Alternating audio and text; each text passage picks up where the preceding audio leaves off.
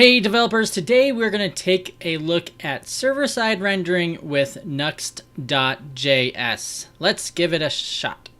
Hey, before we begin, let me just remind you guys that Udemy is having a $10 sale. You can click on the links below and you can get that for $10. That also helps me out. It's an affiliate deal, just to let you guys know. All right, let's go ahead and get started. All right, so you see here on my screen, I have an Atom editor open, and I also have Nuxt.js, which is going to be the framework that we're going to use. So you can see here, Nuxt.js is a framework for creating universal Vue.js applications.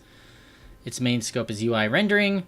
So a lot of talk in the JavaScript world about all these different frameworks, and a lot of people are talking about server-side rendered frameworks, and the reason behind that is that you have this initial load problem with a lot of these client-side frameworks, is because we have all this JavaScript being loaded into the browser from the server on the initial load, and that includes all your routing, includes a lot of the different features of the app, everything you would want to use for the app itself.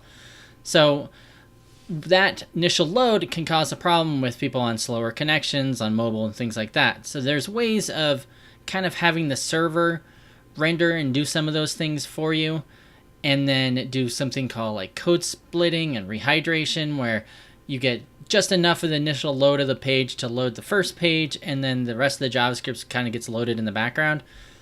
So there's React has something that does that, so does Ember. So this is kind of a framework behind Vue.js's way of handling this server rendered problem. And you can see here it uses Babel and Webpack. And I know Vue just came out 2.41, so I think there's going to be some more server rendering changes that are occurring in the future, but Nuxt.js is definitely trying to keep up with it all. And you can see here it has features like you can write view files, automatic code splitting, server-side rendering, ESX, ES7 transpilation. So kind of a lot of things you expect. And it kind of gives you an idea here. You can see incoming requests. This is like a schema of how it works. It has this middleware in the middle. Validate and then render. And of course the big thing is server rendered, and handles the rendering of your project. So I thought maybe it'd be a good idea. Let's see if we can go ahead and get this up and running, and we can take a look. So it tells you here in the getting started guide, if we go here and we get to the guide, because we're already there, let me make sure I'm in the right place. Introduction. There's actually another place you go to actually do the installation. Here's to get started. So essentially what you need to have is the Nuxt Vue CLI installed, and then you can do the Nuxt starter to do it. And so you can either download the starter template, download the zip, or use Vue CLI. So we're going to go ahead and use Vue CLI to get that up and running. If you're not familiar how to install Vue CLI, it's pretty simple. So let's take a look here.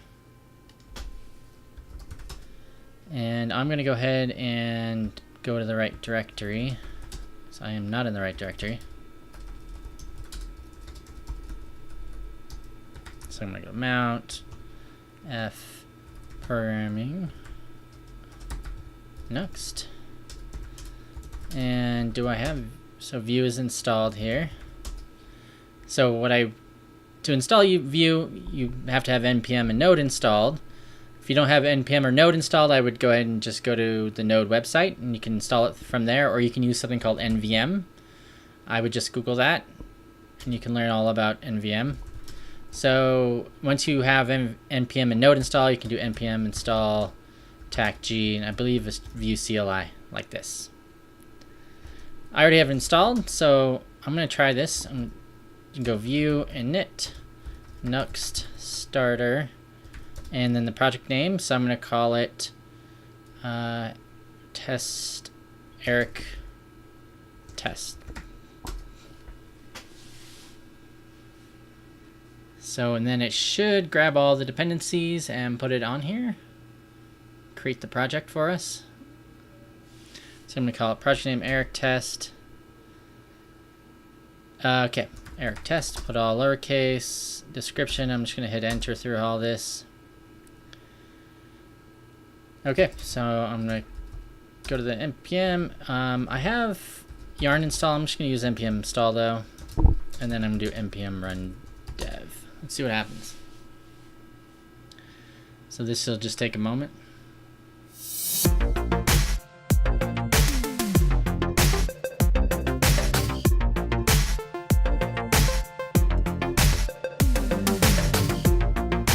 Okay, great, I'm back. So we went ahead and got everything installed, and it should be running in port 3000 now. So let's take a look. 0.0.1, port 3000. All right, cool. Here's our app. Ooh, look at that. Nuxt. And doesn't really have much to it.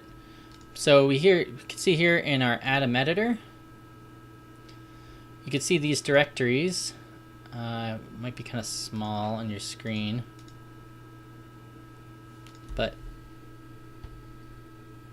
we have on the left hand side here, we have where we put our assets, and it tells you kind of a little explanation of each one of these. This directory contains all your uncompiled assets such as Less, Sass, or JavaScript. And then your components, this is one of the components, the logo that we just saw was over on that side.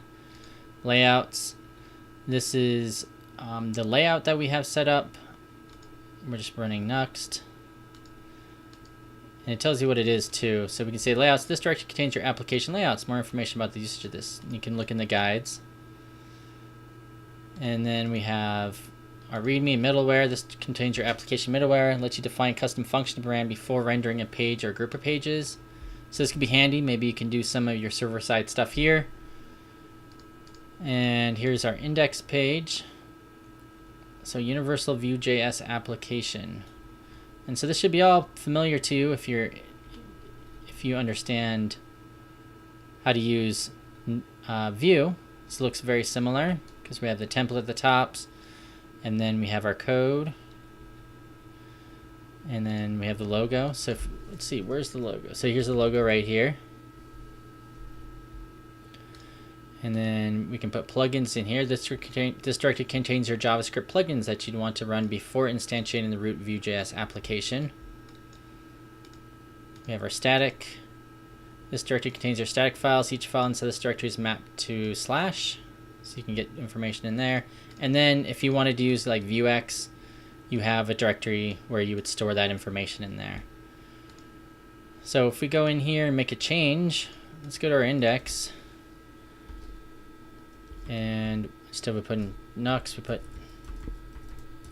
I don't know, hello world.